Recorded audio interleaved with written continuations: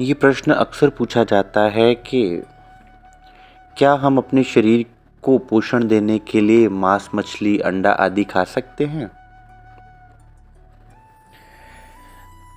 तो मैं ये कहना चाहूँगा कि पहली बात, जैसा शरीर आपका, जैसी चेतना आपकी, वैसी चेतना जानवरों के अंदर भी है। जैसे आपको एक कांटा चुभने मात्र से दर्द होता है, पीड़ा होती है, वैसे ही जानवरों को भी जब हम काटेंगे, मारेंगे तो उनको भी वैसी ही पीड़ा होती है। तो जब हम कहते हैं वसुधैव कुटुंबकम, सारी पृथ्वी एक परिवार है, तो ऐसा कैसे हो सकता है कि हम अपने ही परिवार के सदस्यों को काट कर खाएं? पीर सबन को एक सी मूर्ख जाने नाहीं, अपना गला कटाए के भिष्ट बसे क्यों न्याहीं। कि जैसी पीड़ा हमें होती है, अगर हमें कोई चिकुटी भी काटता है तो हम दर्द से कराहते हैं, तो वैसे की वैसी ही पीड़ जानवरों को भी होती है। तो अगर हम उनको अपने परिवार का सदस्य मानते हैं तो हम उनको पीड़ा कैसे पहुंचा सकते हैं? कबीरा तेई पीर है जो जाने पर पीर, जो पर पीर ना जानही सो काफिर बेपीर।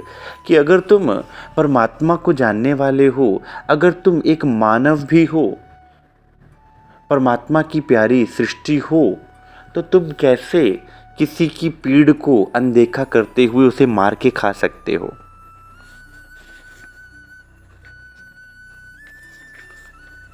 मांस मछलियाँ खात हैं सुरा पान से हेत, तेनर नरके जाएंगे मात पिता समेत।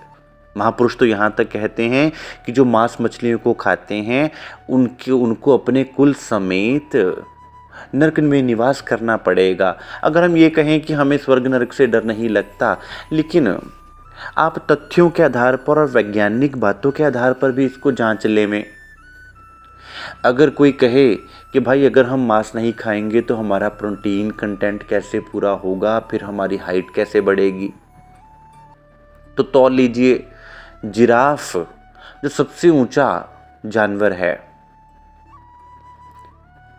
वो क्या खाता है? क्या वो मांसाहारी है? हरी पत्तियां खाता है। हाथी जो सबसे बलवान है, क्या वो मांस खाता है? कहा जाता है कि हाथी जिस रास्ते से एक बार गुजर जाते हैं तो वो उस रास्ते को नहीं भूलते, उनकी बुद्धि कितनी तीक्ष्ण है। तो क्या वो मांस खाते हैं? वे शाकाहारी हैं, शुद्ध शाकाहारी हैं। गाय जिसका हम दूध पीते हैं, जिसके दूध को माँ का दूध कहा जाता है, जिसे हम माँ कहते हैं, क्या वो मांस खाती है? वो भी शाकाहारी है।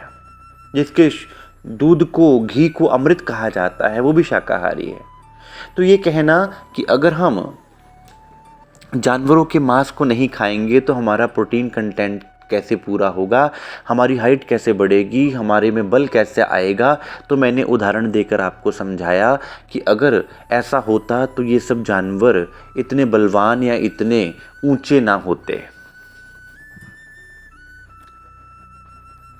और फिर आप अगर कहें कि चलो अंडा तो वेजिटेरियन ही होता है,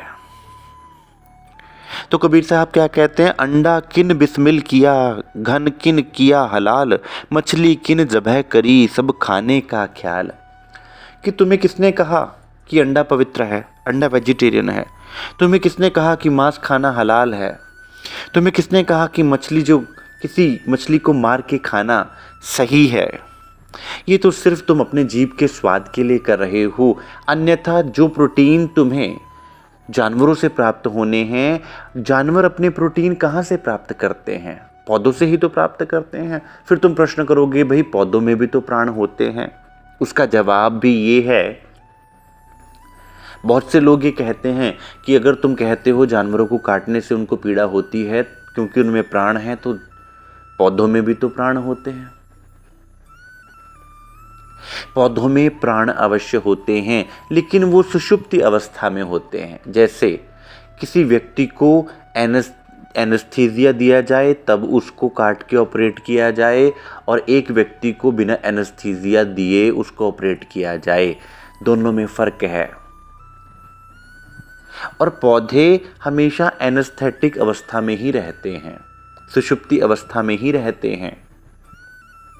इसलिए उनमें चेतना तो है, लेकिन उनका नर्वस सिस्टम इतना डेवलप नहीं है कि उनको इतनी पीड़ा अनुभव हो जब आप उन पर से उनके फल या सब्जियों को तोड़कर खाते हैं। लेकिन जानवरों का नर्वस सिस्टम इतना डेवलप है कि जब आप उनको काटते हैं, मारते हैं, तो उनको पीड़ा होती है। इसलिए ये मन में ख्याल कभी आना नहीं चाहिए कि हम अगर मांस मछली नहीं खाएंगे तो हमारी ग्रोथ कैसे होगी।